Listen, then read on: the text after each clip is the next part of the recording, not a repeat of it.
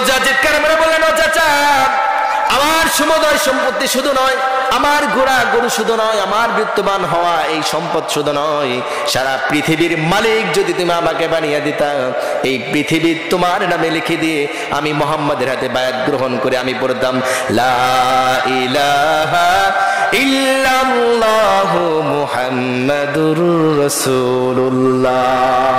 এই ব্যক্তি কে ছিলেন? যুবক ছিলেন, টকবকে যুবক, 20 বছর বয়স তখন।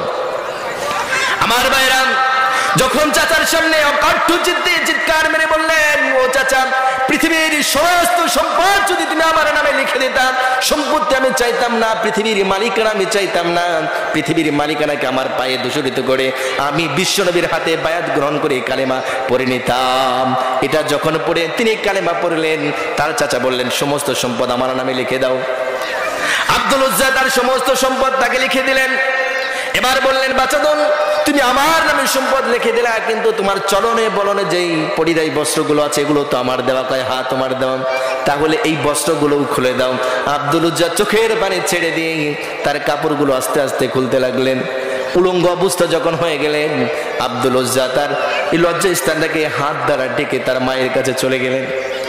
মায়ের কাছে গিয়ে চোখের পানি ছেড়ে দিয়ে বললেন, মা, 10 মাস 10 দিন তুমি আমাকে গর্ভ ধারণ করেছো, আমার দিকে তাকিয়ে দেখো তোমার চোখের পানি আসে কিনা। বাচ্চাদনের দিকে যখন, আব্দুল উজ্জার দিকে যখন তার মা তাকিয়ে দেখলেন, দেখেন উলঙ্গ অবস্থায় তার মায়ের সামনে দাঁড়িয়ে। ডেকে বলেন, আব্দুল উজ্জা, তোমার কি হয়েছে? তুমি বিবস্ত্র অবস্থায় কেন? আব্দুল উজ্জা ডেকে ডেকে বলেন, ও মা, ইসলাম ধর্ম গ্রহণ করেছি, বিশ্ব নবীর ধর্ম গ্রহণ করার কারণে, আল্লাহকে বিশ্বাস করার কারণে আমার চাচা তার সম্পদগুলো নিয়ে নিয়ে আমার পরিধায়ী বস্ত্রগুলো নিয়ে নিয়েছে, সুতরাং উলঙ্গ অবস্থায় আমি বাড়ি থেকে বের হয়েছি, তোমার সামনে এসেছি, তুমি আমাকে বস্ত্র দিবানি। মায়ের চোখের পানি ফেলে বললেন, সন্তান, আমি পারছি না তোমাকে রাখতে, যেহেতু তোমার মালিকানা দিন তোমার চাচা, সুতরাং তোমাকে একটি কম্বল দিয়ে দিলাম, এই কম্বল নিয়ে তুমি চলে যাও। আব্দুল উজ্জা তার মায়ের কাছে বিদায় নিলেন। ও মা, পৃথিবীর বুকে তোমার সাথে আর দেখা হবে না, মনে রাখো আমি আজকে এই মক্কা ছেড়ে মদিনায় চলে যাব, বিশ্বনবীর সান্নিধ্য গ্রহণ করব, তার শরণাপন্ন হয়ে যাব, আমি মুসলমান হয়ে যাব। বাকি জিন্দেগিতে জানি না তোমার সাথে দেখা হবে কিনা, তবে মনে রাখবা, তুমি যদি মুহাম্মাদের ধর্ম গ্রহণ করো, ইসলাম ধর্ম গ্রহণ করো, তাহলে কাল কিয়ামতের ময়দানে জান্নাতের সাথে তোমার আমার দেখা হয়ে যাবে। বলেন সুবহানাল্লাহ। এই কথা বলে যখন আব্দুল উজ্জা বাড়ি থেকে বের হয়ে মরুভূমি পার হয়ে বিশ্বনবীর সামনে চলে গেলেন মদিনায়, বিশ্বনবী সাল্লাল্লাহু আলাইহি ওয়াসাল্লাম গভীর রজনীতে ঘুমিয়েছিলেন।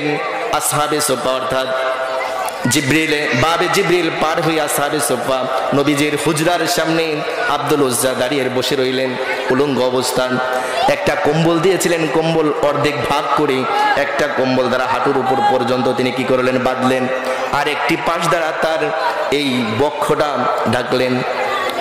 এবার যখন নবীজির হুজরার সামনে তিনি বসে রয়েছেন, গভীর রজনীতে বিশ্বনবী তাহাজ্জুদের নামাজ পড়ার জন্য যখন হুজরার দরজাটাকে খুললেন, দরজা খুলে দেখেন কোন একজন ব্যক্তি হুজরার সামনে উলঙ্গ অবস্থায় বসে রয়েছে।